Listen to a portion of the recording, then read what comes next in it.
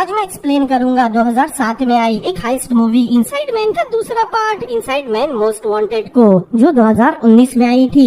ये भी एक हाइस्ट मूवी ही है। मैं इसका पहला पार्ट एक्सप्लेन कर चुका हूँ। अगर आपने इसका पहला पार्ट नहीं देखा तो जाकर पहले उसे देख ले, ताकि ये मूवी आपको अच्छी तरह समझ में आए। इसके पहले पार्ट का लिंक मैंने डिस्क्रिप्शन में दे दिया है। लेकिन इस मूवी को शुरू करने से पहले ही मैं आपको बता दूं, ये मूवी अपना पहले पार्ट के आसपास भी नहीं है। So without wasting much time चलते हैं सीधा वीडियो की तरफ। शुरुआत साल 1945 से होती है। कुछ अमेरिकन सोल्जर्स नाजी सोल्जर से लड़ रहे थे। अब थोड़ी लड़ाई के बाद अमेरिकन सोल्जर्स नाजीज को हराकर उस जगह पर कब्जा कर लेते हैं। सामने ही एक वेयरहाउस जैसा कुछ था। अंदर जाने पर सोल्जर्स को वहाँ बहुत सारे बॉक्स दिखाई देते हैं। उनमें से एक सोल्जर उन बॉक्स को खोलता है, लेकिन ये दिखाए बिना कि उस बॉक्स में क्या था। ये सीन यही कट होता है। अब कहानी प्रेजेंट टाइम न्यूयॉर्क में शिफ्ट होती है। एक लड़की टैक्सी से उतरती है। वहाँ पैसे ट्रांसफर करने वाली एक कंपनी की वैन भी खड़ी थी। दरअसल वो लड़की उसी बैंक में आई है जिस बैंक में पहले पार्ट में चोरी हुई थी। अंदर आने पर उसे दिखाई देता है रोज की तरह बैंक में बहुत सारे लोग हैं। अब अंदर आकर वो लड़की डिपॉजिट की लाइन में लग जाती है। वही बैंक के बाहर एक पेस्ट कंट्रोल की वैन आई थी और बाहर खड़े हाउस कीपिंग के 2 आदमी उसी वैन को देख रहे थे, जैसे उन्हें उसी वैन का इंतजार हो। फिर उस सिक्योरिटी वैन का एम्प्लॉय 2 बैग लेकर बैंक में आता है। अंदर वो लड़की बैंक में लगे सीसीटीवी कैमरास को देख रही थी। अब वो पेस्ट कंट्रोल वाले भी बैंक में आ चुके थे। उनके अंदर आने के बाद वो हाउस कीपिंग वाले भी अंदर आते हैं। अब पेस्ट कंट्रोल वाले अपना काम कर रहे थे और हाउस कीपिंग वाले भी सफाई करने तैयार थे। अब समय होते ही पेस्ट कंट्रोल वाले 2 आदमी कुछ सामान लेकर कंट्रोल रूम की तरफ जाते हैं और दरवाजा खोलते ही वहाँ के गार्ड्स को टेजर गन से बेहोश कर देते हैं। तभी हाउस कीपिंग के भेष में आए आदमी स्मोक बम फेंकते हैं, जिससे वहाँ बहुत धुआं होने लगता है। सभी को लगता है बैंक में आग लगी है। तभी उनमें से एक बैंक के सीसीटीवी कैमरास के कंट्रोल काट देता है, जिससे बैंक के सभी सीसीटीवी कैमरास बंद हो जाते हैं। बैंक में आए सभी लोग बाहर जा रहे थे।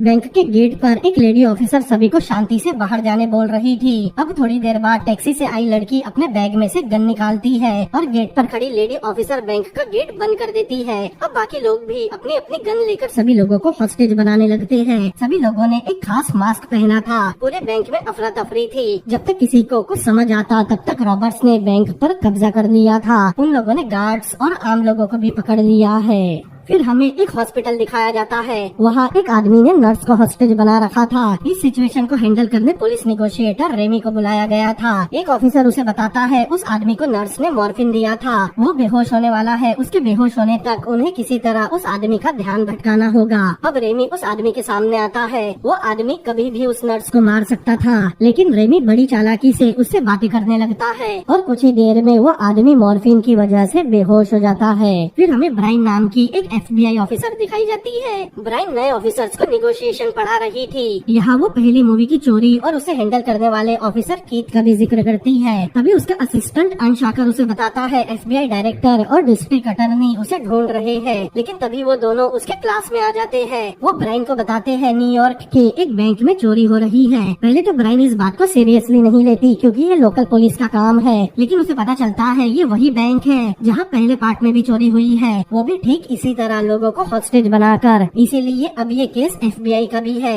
डायरेक्टर इस केस को हैंडल करने ब्राइन को पूरी पावर देता है। साथ ही वादा लेता है उसे ये केस बिना शोर शराबे से हैंडल करना होगा। वही दूसरी तरफ रेमी को भी इस बैंक हाइस्ट की खबर मिलती है, क्योंकि ये केस पुलिस के भी अंडर आता है और न्यूयॉर्क पुलिस डिपार्टमेंट का सबसे अच्छा निगोशिएटर रेमी ही है। इसीलिए उसे भी वहाँ जाना होगा। वही बैंक में सभी रॉबर्ट्स ने कपड़े बदल लिए थे। रॉबर्ट्स को देखकर आपको लगेगा डायरेक्टर ने मनी हाइस्ट का आइडिया चुराया है, लेकिन ऐसा नहीं है। ठीक इसी तरह मूवी के पहले पार्ट में भी चोरी हुई थी और इस मूवी का पहला पार्ट मनी हाइस्ट सीरीज से बहुत पहले आया था। अगर टेक्निकली कहा जाए तो मनी हाइस्ट सीरीज ने इस मूवी से ये कॉन्सेप्ट चुराया है। खैर, जो लड़की टैक्सी से आई थी उसका नाम एरिला था और एरिला इस चोरी की मास्टरमाइंड है। पहले एरिला वहाँ मौजूद सभी लोगों को डराती है कि वो बस चोरी करने आए हैं, वो उन्हें कुछ नहीं करेंगे। लेकिन उन्होंने कॉर्पोरेट नहीं किया तो वो उन्हें छोड़ेंगे नहीं। एरिला का एक्सेंट जर्मन था। अब वो सभी लोगों को अपने जैसे ही कपड़े पहनने देते हैं। जब एक लड़का का वो कपड़े पहनने से मना करता है। एरिला टेजर गन से उसे शॉक देती है। अब सब लोग डर कर उनके लिए कपड़े पहन लेते हैं। फिर एरिला मैनेजर से बैंक की वॉल्ट की चाबी मांगती है। पहले तो मैनेजर कहता है उसके पास कोई चाबी नहीं है और उन्हें डराने की कोशिश करता है कि वो चोरी करके यहाँ से भाग नहीं सकते।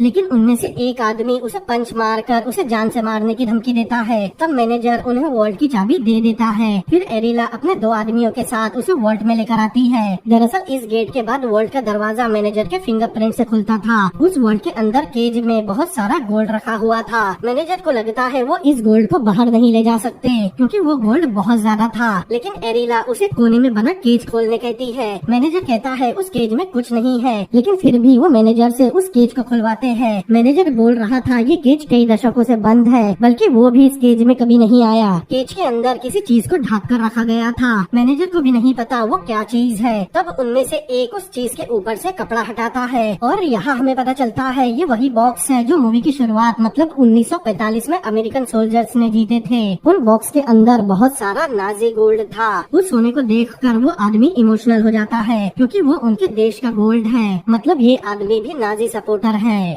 वही बैंक के बाहर पुलिस, मीडिया और FBI की भीड़ लग चुकी थी। थोड़ी देर बाद वहाँ ब्राइन और अंश पहुँचते हैं। एक ऑफिसर उसे सिचुएशन के बारे में समझाती है क्योंकि उन रॉबर्ट से ब्राइन को ही निगोशिएशन करना है। फिर ब्राइन एक गार्ड से पूछताछ करती है क्योंकि रॉबर्ट्स ने उसे छोड़ दिया था। उसे पता नहीं रॉबर्ट्स ने उसे ही क्यों छोड़ा। गार्ड ब्राइन को बताता है रॉबर्ट्स किसी फॉरेन एक्सेंट में बात कर रहे थे और रॉबर्ट्स के इंचार्ज एक लड़की है। उसे लड़की के बारे में कुछ नहीं पता क्योंकि उसने मास्क पहन रखा था। वही बैंक की वॉल्ट में रॉबर्ट्स अपने हाउस कीपिंग और पेस्ट कंट्रोल की ट्रॉली लेकर आते हैं। उन ट्रॉली में बहुत सारे इक्विपमेंट थे। अब सभी मिलकर उन्हें असेंबल करने लगते हैं। वहाँ एरिला भी आती है। अब थोड़ी देर बाद ही हमें पता चलता है वो सोना पिघलाने की मशीन अपने साथ लाए हैं। वही बाहर ब्राइन बताती है गार्ड्स ने बताया रॉबर्ट्स का फॉरेन एक्सेंट है और एक लड़की इस चोरी की मास्टरमाइंड है। अंश को ये काफी कूल लगता है क्योंकि हमेशा चोरी में कोई आदमी ही इंचार्ज होता है। फिर अंश बताता है उन्होंने CCTV कैमरास के सभी कनेक्शन काट दिए हैं और उन्होंने मास्क और कपड़े जिस तरह पहने हैं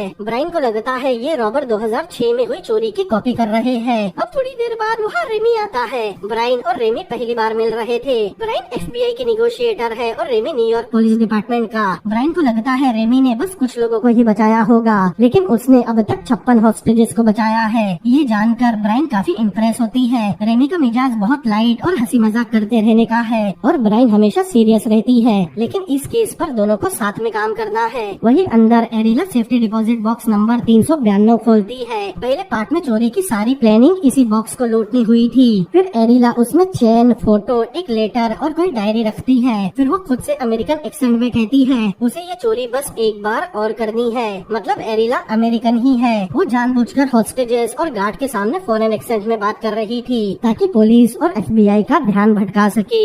अब ब्राइन और रेमी बाहर आते हैं। रेमी कहता है वो रॉबर टेररिस्ट नहीं है क्योंकि टेररिस्ट चोरी करने लोगों को हॉस्टेज नहीं बनाते। तब ब्राइन उसे बताती है ये रॉबर्ट 7 साल पहले हुई किसी बैंक की चोरी को कॉपी कर रहे हैं। रेमी को उस चोरी के बारे में ज्यादा नहीं पता था। तभी वहाँ SWAT टीम आती है। अंदर से एरिला ये सब देख रही थी। बाहर ब्राइन रेमी को SWAT टीम से बात करने भेजती है। थोड़ी देर बाद FBI अपनी एक मशीन लेकर आती है जिससे वो बैंक के अंदर बात करेंगे। कुछ मिनटों बाद बैंक के सभी फोन बज रहे थे।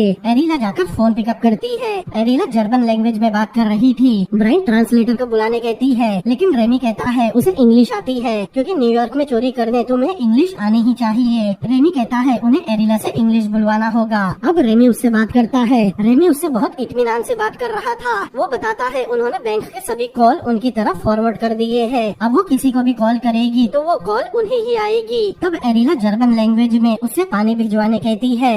रेमी पानी तो भिजवाएगा लेकिन वो एरिला से इंग्लिश में बोलने कहता है ताकि उनकी बात आसानी से हो सके, लेकिन एरिला कॉल कट कर देती है। ब्राइन और अंश को लगता है रेमी ने गलती कर दी, लेकिन रेमी को पूरा यकीन था एरिला फिर से कॉल करेगी और थोड़ी देर वेट करने के बाद एरिला वापस कॉल करती है। इस बार वो इंग्लिश में बात कर रही थी, वो भी अमेरिकन एक्सेंट में। एरिला कहती है वो इंग्लिश में बात करेंगे लेकिन बिना नाम से, लेकिन उन्हें उसे कुछ तो बुलाना पड़ेगा। तब एरिला कहती है वो उसे मोस्ट वांटेड बुलाए। अब उसे ब्राइन से बात करनी थी। एरिला उससे 20 लोगों के लिए खाना, पानी और उसे अंदर बुलाती है। ब्राइन खाना और पानी तो भिजवाएगी लेकिन वो अंदर नहीं आ सकती क्योंकि ये उनकी पॉलिसी के खिलाफ था। अब एरिला रात में 2 ट्रक बुलवाती है ताकि वो यहाँ से भाग सके। अब इन सब के बदले ब्राइन उससे कुछ हॉस्टेजेस को छोड़ने कहती है, लेकिन एरिला उसकी बात नहीं मानती और उसे धमकी धमकी देती है अगर उन्होंने उसकी बात नहीं मानी तो वो आधी रात के बाद हर घंटे एक हॉस्टेजेस को मारना शुरू कर देगी। ये सुनकर ब्रायन कानून की एक धारा बताकर उसे डराने की कोशिश करती है, लेकिन एरिला को इन सब कानून के बारे में पहले से पता था। ये सुनकर रेमी और ब्रायन काफी शॉक थे, मतलब एरिला पूरी प्लानिंग के साथ बैंक में आई है। तब ब्रायन एरिला से प्रॉमिस मांगती है कि वो उसकी सभी डिमांड मानेगी, बस वो हॉस्टेजेस को कुछ न करे। फोन रखने के बाद रेमी ब्रायन से कहता है उसे एरिला से प्रॉमिस नहीं करना चाहिए था कि वो उसे आधी रात तक बाहर निकाल लेगी, क्योंकि तुम्हें वो प्रॉमिस नहीं करना चाहिए जिसे तुम निभा ना सको। लेकिन ब्रायन को उसकी ये एडवाइस पसंद नहीं आती। अब स्वाट टीम उस बिल्डिंग को चारों तरफ से घेर देती है, यहाँ तक कि स्वाट टीम उस बिल्डिंग की छत पर भी पहुँच गई थी। वहीं नीचे रेमी बैंक के सामने पानी लेकर आया था। थोड़ी देर बाद एक रॉबर एक आदमी को हॉस्टेज बनाकर बाहर लाता है ताकि उसके हाथों पानी ले जा सके। तब रेमी उससे बात करने की कोशिश करने लगता है और उससे एरिला का असली नाम पूछने की कोशिश करता है, लेकिन तभी एरिला बाहर आती है। रेमी उससे भी बात करने की कोशिश करता है। अब पानी के बदले रेमी उसे हॉस्टेजेस को दिखाने कहता है। तब एरिला उसे अंदर आकर देखने कहती है और रेमी भी अंदर आने तैयार था। एरिला तैयार होने पर उसे अंदर बुलाएगी। वो बड़े आराम से गेट पर खड़े होकर उससे बात कर रही थी। जाने से पहले रेमी उससे कहता है अगर उसे कुछ भी चाहिए तो वो उससे कहे। तब एरिला कहती है उसे यहाँ से भागने का रास्ता चाहिए। अब रेमी ब्रायन को बताता है एरिला से बात करने पर उसे ऐसा लगा जैसे एरिला की ये चोरी करने के पीछे कोई न कोई बड़ी वजह है, और जितने कॉन्फिडेंस से वो बात कर रही थी रेमी को लगता है एरिला को पूरा यकीन है वो ये चोरी आसानी से कर लेगी, लेकिन ब्रायन को उसकी बात पर यकीन नहीं होता। अब अंदर आने पर रेमी और ब्रायन की थोड़ी बहस भी होती है, क्योंकि रेमी को लग रहा था FBI और स्वाट टीम ये मानकर चल रहे हैं कि वो सिर्फ 80% हॉस्टेजेस को ही बचा सकते हैं, लेकिन ब्रायन कहती है उसे पूरे हॉस्टेजेस को बचाना है। वही बैंक के वॉल्ट में बाकी लोगों ने सोना पिघलाना शुरू कर दिया था। उस सोने की एक एक बार 15 से 20 किलो की थी। खैर थोड़ी देर बाद रेमी और ब्रायन एरिला को फिर से कॉल करने वाले थे। ब्रायन एरिला को कॉल करके पूछती है बाहर निकलने उसे क्या चाहिए। एरिला बताती है उसे 5 लोगों के लिए मैराकाच का वीजा, साथ ही बैंक से एयरपोर्ट तक जाने एक ट्रक और एयरपोर्ट पर इतना बड़ा प्लेन चाहिए जिससे वो गोल्ड ले जा सके। ब्रायन उसकी सभी डिमांड मानने तुरंत ही तैयार हो गई थी। तब एरिला ब्रायन का नाम लेती है। ये सुनकर रेमी और ब्रायन काफी शॉक थे। रेमी उससे पूछता है उसने उसे अपना नाम बताया था, ब्रायन का नहीं। एरिला कहती है उसने भी कुछ रिसर्च की है। अब उन्हें धमकी देकर एरिला कॉल रख देती है। अब रेमी ब्रायन से पूछता है मोस्ट वांटेड को उसका नाम कैसे पता, लेकिन ब्रायन को इसमें कोई बड़ी बात नहीं लगती, क्योंकि FBI की वेबसाइट पर उसकी इन्फॉर्मेशन अवेलेबल है। लेकिन रेमी को लगता है इस चोरी की निगोशिएशन करने डिपार्टमेंट ने नहीं बल्कि मोस्ट वांटेड ने उसे चुना है। वही बैंक में टाइम होने पर एरिला सभी हॉस्टेजेस को किसी कमरे में भिजवाती है। इस तरफ ब्रायन रेमी को डॉल्टन रसन के बारे में बता रही थी, जिसने 6 साल पहले इसी बैंक में चोरी की थी। दरअसल वो एक परफेक्ट हाइस्ट थी, लेकिन डॉल्टन के टीम का एक मेंबर किसी क्राइम में गिरफ्तार हुआ, तब उसने चोरी के बारे में सब उगल दिया। फिर भी उन्हें डॉल्टन के बारे में कुछ नहीं पता, क्योंकि शायद डॉल्टन भी उसका असली नाम नहीं था। फिलहाल FBI डॉल्टन को डेड मान रही थी। दूसरी तरफ अंश उन्हें बताता है उस बैंक में इस वक्त $250 बिलियन का गोल्ड रखा है। ये सुनकर ब्रायन को काफी शौक लगता है, क्योंकि इतने सारे गोल्ड के बारे में किसी को पता क्यों नहीं। अंश बताता है क्योंकि 1952 से उस बैंक में कभी ऑडिट हुई ही नहीं। रेमी कहता है क्योंकि कुछ लोग नहीं चाहते कि लोगों को पता चले बैंक में कितने पैसे हैं। ब्रायन कहती है लेकिन डॉल्टन ने बैंक के पैसों को हाथ तक नहीं लगाया था, बल्कि उसने नाजिस से हमदर्दी रखने वाले आर्थर केस का सेफ डिपॉजिट बॉक्स लूटा था, जिसमें नाजिस के डायमंड्स थे। आर्थर के बारे में उन्हें ज्यादा नहीं पता। दरअसल वॉर क्राइम के जुर्म में उसे कई सालों तक हाउस अरेस्ट की सजा हुई थी। ब्रायन अंश को आर्थर की इन्फॉर्मेशन निकालने कहती है। उन्हें समझ नहीं आ रहा था पहले की चोरी और अभी की चोरी में क्या लिंक है, क्योंकि ये रॉबर्ट्स भी पहले वाली चोरी को ही कॉपी कर रहे हैं। वही नीचे वॉल्ट में सभी मिलकर सोना पिघला रहे थे। फिर वहाँ जो नाम का लड़का कुछ मशीन लेकर आता है, लेकिन जोसेफ नाम का आदमी उसके काम पर नजर रख रहा था, जो एक स्कैनर से वहाँ की एक दीवार को स्कैन करता है। उस दीवार के ऊपर के साइड में पानी भरा हुआ था, लेकिन दीवार का निचला हिस्सा खाली था। तभी वहाँ एरिला आती है। जोसेफ उससे कहता है उनका जल्दी ही काम खत्म होगा, मगर उसे जो पर भरोसा नहीं। लेकिन एरिला कहती है जो अपने काम में बेस्ट है। जोसेफ के जाने पर हमें समझ आता है एरिला उसे पसंद नहीं करती। फिर एरिला जो से बात करती है। यहाँ हमें पता चलता है उस दीवार की दूसरी तरफ एक सबवे है। फिर जो वाटर प्रेशर से उस दीवार को तोड़ना शुरू करता है। अब थोड़ी देर बाद रेमी रॉबर्ट्स के लिए खाना लेकर जाता है। एरिला ही खाना लेने एक हॉस्टेज को लेकर बाहर आई थी। रेमी उससे अंदर आकर हॉस्टेज को देखने पूछता है, लेकिन एरिला मना कर देती है। यहाँ दोनों में थोड़ी बातें होती है, जैसे वो दोनों एक दूसरे को समझते हो।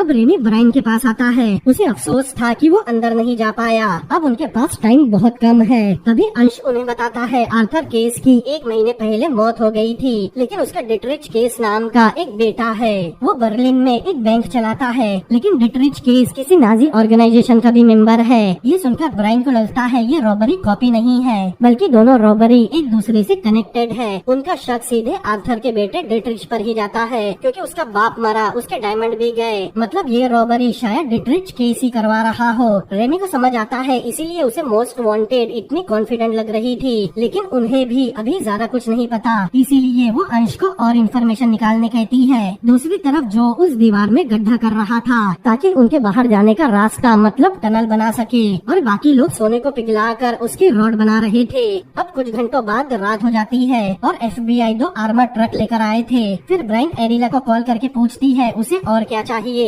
तब एरिला उसे अंदर आकर हॉस्टेजेस को देखने की परमिशन दे देती है। ब्रायन रेमी को अंदर भेज रही थी, लेकिन एरिला सिर्फ उसे ही बुलाती है। लेकिन प्रोटोकॉल के मुताबिक एक FBI एजेंट बिना स्वाट टीम के अंदर नहीं जा सकता, लेकिन एरिला उन्हें एक ही मौका देती है। ब्रायन ही अंदर आकर हॉस्टेजेस को देखेगी या फिर कोई नहीं आएगा। ठीक उसी समय उनमें से एक रॉबर गोल्ड की बाकी बार लेने केज में आया था, लेकिन वो अपने लिए भी कुछ गोल्ड बार चुरा रहा था। लेकिन तभी पीछे से जोसेफ उसे गोली मार देता है। इस गन शॉट की आवाज ब्रायन को भी आई थी। एरिला कहती है ये कोई गन फायर नहीं था, लेकिन वो लोग समझ गए थे ये गन फायर की ही आवाज थी, इसीलिए ब्रायन भी तुरंत अंदर जाने तैयार हो जाती है, क्योंकि हॉस्टेजेस को बचाना उसकी जिम्मेदारी है। रेमी और अंश उसे मना कर रहे थे। वही नीचे एरिला जाकर देखती है जोसेफ ने एक आदमी को मार दिया, जबकि उन्हें उस आदमी की जरूरत थी। जोसेफ कहता है वो एक चोर था जो उनका सोना चुरा रहा था, लेकिन दूसरा आदमी कहता है वो सब चोर है। लेकिन जोसेफ उसे अपने काम पर वापस लौटने कहता है। यहाँ ऐसा लगता है जैसे जोसेफ यहाँ अपनी मर्जी चला रहा हो। यहाँ हमें ये भी पता चलता है एरिला जोसेफ और उसके बॉसेस के कहने पर ये चोरी कर रही है। उन्होंने उसे इस बैंक का गोल्ड चुराने कहा है, जो वो कर भी रही है। लेकिन इस प्लान की कामयाबी के लिए जोसेफ को वही करना होगा जो एरिला उससे कहे। लेकिन जोसेफ मुस्कुराते हुए वहाँ से चला जाता है, जैसे उसे एरिला की बातों से कुछ फर्क नहीं पड़ता। इन सब का मतलब था एरिला ये चोरी अपने लिए नहीं बल्कि किसी खास वजह और कुछ खास लोगों के लिए कर रही है।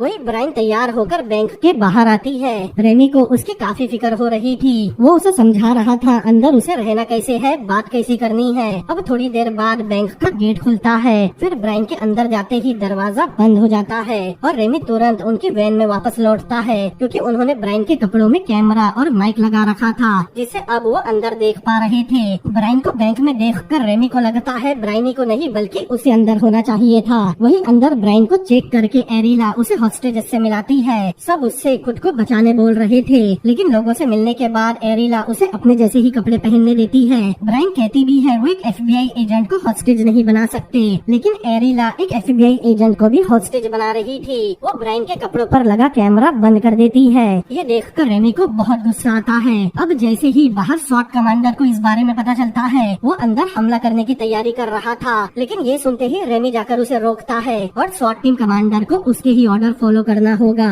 वही बैंक के अंदर ब्रायन एरिला को समझा रही थी एक FBI एजेंट को हॉस्टेज बनाना उनके लिए ठीक नहीं होगा, लेकिन एरिला को कुछ फर्क नहीं पड़ता। तभी ब्रायन उससे पूछती है क्या उसे पकड़ना आर्थर के बेटे डिटरिच केस का प्लान था। ये सुनते ही एरिला उस पर भड़क जाती है कि उसे डिटरिच के बारे में कैसे पता। ब्रायन कहती है उसे पता है डिटरिच के फादर की मौत हो चुकी है और शायद वो इस बैंक से बदला लेना चाहता हो। ब्रायन आगे कहती है वो उसकी मदद करना चाहती है। तब एरिला अपना मास्क हटाकर कहती है अगर उसे मदद करनी है तो वो वैसा ही करे जैसा वो उसे बोले, क्योंकि उसका प्लान ब्रायन पर ही टिका है। ब्रायन को उसकी बात समझ नहीं आती। तब एरिला उसके कान में कुछ कहती है जो हमें सुनाया नहीं जाता। एरिला के साथ वाली लड़की ये देख रही थी। वही बाहर एक ऑफिसर रेमी को बताता है उसके पास एक लड़की आई है जो बैंक में मौजूद किसी को जानती है। पहले रेमी को लगता है वो किसी हॉस्टेजेस की रिश्तेदार होगी, लेकिन वो ऑफिसर बताता है वो अंदर मौजूद एक रॉबर को जानती है। अब रेमी जाकर उस एवा नाम की लड़की से बात करता है। उस लड़की को चोट लगी हुई थी।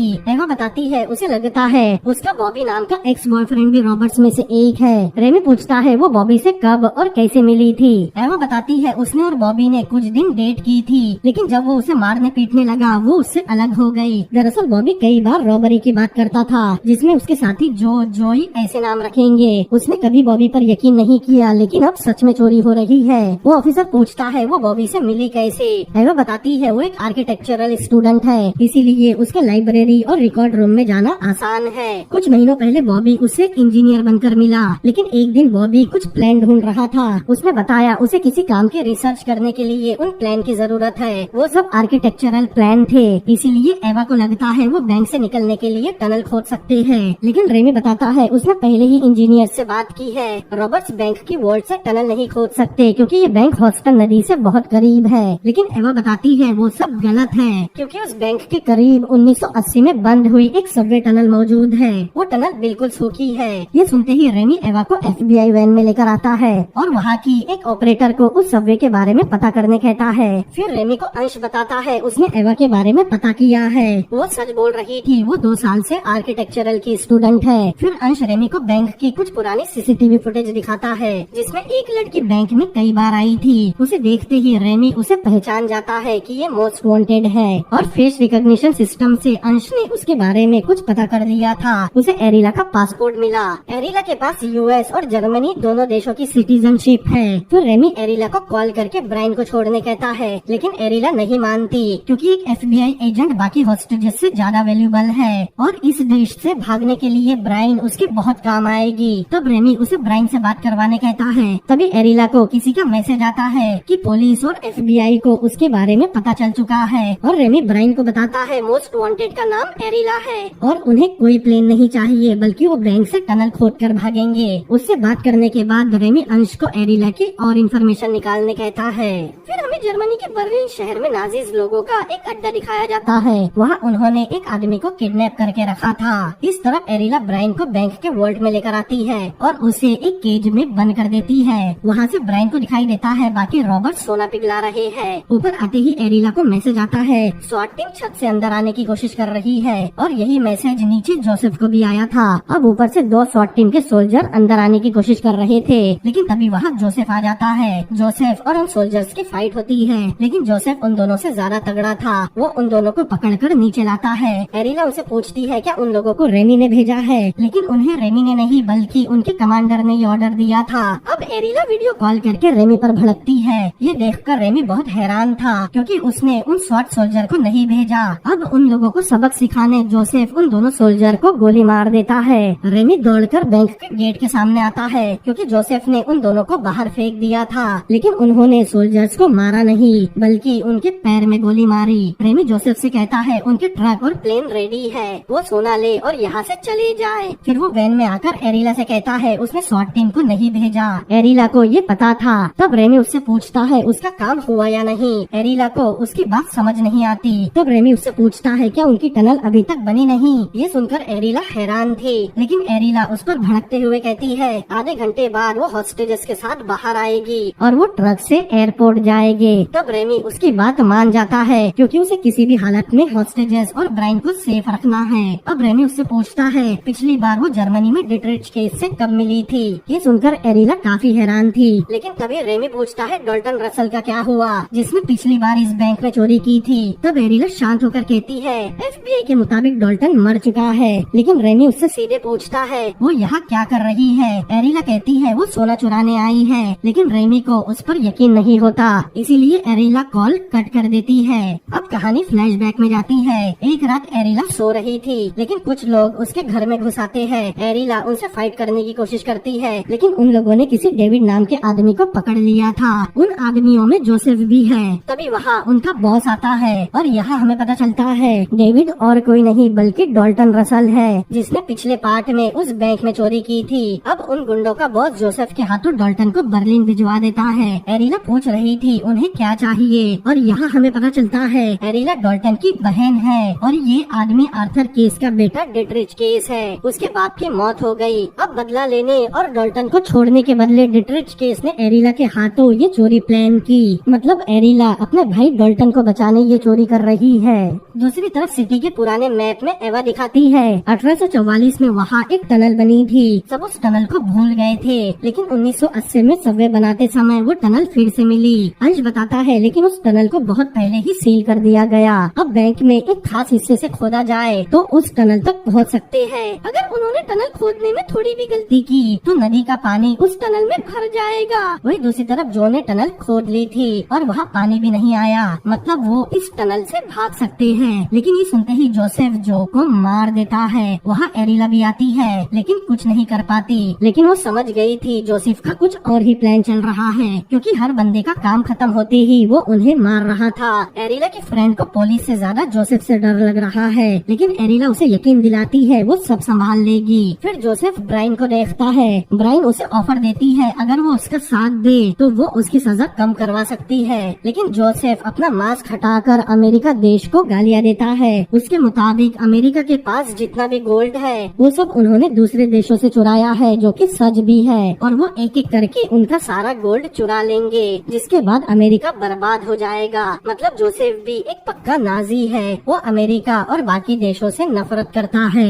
दूसरी तरफ अंश रेमी को बताता है एरिला का एक डेविड नाम का भाई है, और डेविड और कोई नहीं बल्कि इस बैंक में पहले चोरी करने वाला डॉल्टन रसल है। इसीलिए रेमी उसे पता लगाने कहता है कि इस बैंक में नाजियों की कोई चीज तो नहीं रखी है। वही वोल्ट में एरिला ब्राइन के पास आती है। ब्राइन उसे जोसेफ के बारे में पूछती है कि उसने इतने खतरनाक आदमी को अपने साथ क्यों रखा, लेकिन एरिला ने उसे चूज नहीं किया। फिर किसने जोसेफ को उसके साथ रखा है, लेकिन एरिला कुछ नहीं बताती। फिर एरिला इस बैंक में हुई पहली चोरी का जिक्र करती है। उसके मुताबिक वो चोरी एक जादूगर की ट्रिक के जैसी थी। जिस तरह जादूगर लोगों का ध्यान किसी दूसरी चीज पर लगाकर अपना काम करता है, वैसे ही डॉल्टन ने पुलिस का ध्यान पैसों की तरफ लगाकर बैंक से डायमंड चोरी किए थे, और उस चोरी की जादूगर एरिला ही थी। मतलब एरिला ने ही डॉल्टन के साथ मिलकर वो चोरी प्लान की थी। लेकिन ब्राइन को ये समझ नहीं आता वो फिर से ये चोरी क्यों कर रही है। तब एरिला कहती है चाहे गोल्ड हो या डायमंड या फिर कैश, लेकिन इन सबसे कीमती परिवार होता है जिनके लिए आप मर भी सकते हो। लेकिन एरिला उससे और आगे बात नहीं करती, क्योंकि उसे जोसेफ बुलाने आ गया था।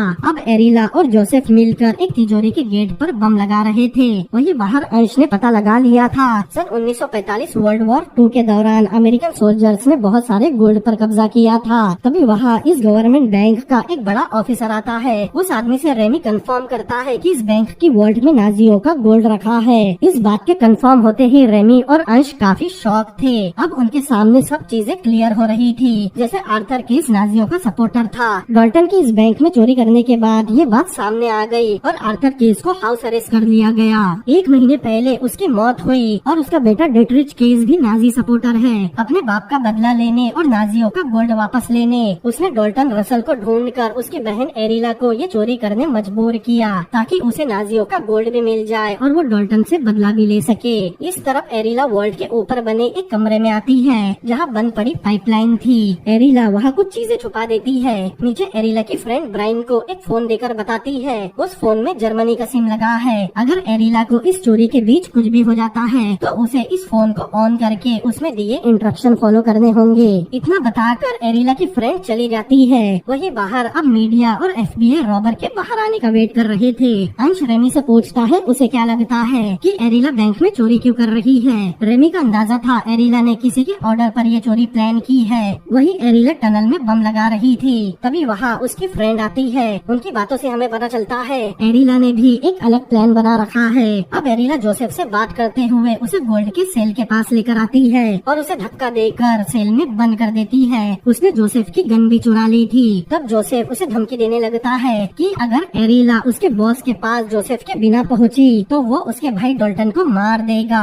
लेकिन एरिला डेट्रिच केस को बताएगी वो यही मारा गया। अब एरिला ब्राइन को छुड़ाने जा रही थी, लेकिन तभी उनकी लगे बम ब्लास्ट होने लगते हैं, जिससे एरिला भी दूर जाकर गिरती है। एक एक करके बैंक के ऊपर लगे बम भी ब्लास्ट होते हैं, जिससे बैंक में लगी बहुत सारी चीजें टूट जाती हैं। ये देखते ही स्वाट टीम, पुलिस और रेमी बैंक के अंदर जाने लगते हैं। वही नीचे एरिला उठने की कोशिश करती है, लेकिन बेहोश हो जाती है। अब टनल में लगे बम फटने से वो दीवार भी क्रैक हो चुकी थी और कुछ ही सेकंड्स में उस दीवार के टूटने से नदी का पानी वॉल्ट में आने लगता है, जिससे जोसेफ और ब्राइन के सेल में भी लगातार पानी भर रहा था। रेमी बाकी फोर्स के साथ अंदर आ चुका था और जोसेफ पूरी ताकत लगाकर उस सेल के गेट को खोलने की कोशिश कर रहा था। थोड़ी देर बाद एरिला की फ्रेंड वहाँ आती है। ब्राइन और जोसेफ दोनों उसे बाहर निकालने बोल रहे थे। वो ब्राइन को सेल की चाबी फेंक कर देती है, जो उसके सेल के थोड़ा आगे गिरी थी। लेकिन जोसेफ को गालियाँ देकर वो वहाँ वहाँ से चली जाती है और जोसेफ बस चिल्ला रहा था। वही ऊपर रेमी और फोर्स को दिखाई देता है, एक एक करके हॉस्टेजेस बाहर आ रही है। अब सब लोगों ने एक जैसे ही कपड़े पहने थे, इसीलिए उन्हें समझ नहीं आता उनमें कौन हॉस्टेज है और कौन रॉबर्स, इसीलिए वो सभी लोगों को बाहर भेजते हैं। रेमी बैंक के टूटे हुए मलबे से होते हुए आगे बढ़ रहा था। वही वॉल्ट में लगातार पानी भर रहा है और ब्राइन अपने सेल की चाबी उठाने की कोशिश कर रही थी। उसके हाथ बंधे हुए थे, लेकिन तभी वहाँ रेमी पहुँचता है। इस तरफ जोसेफ के लगातार उस गेट को हिलाने से उसके बोल्ट निकल रहे थे।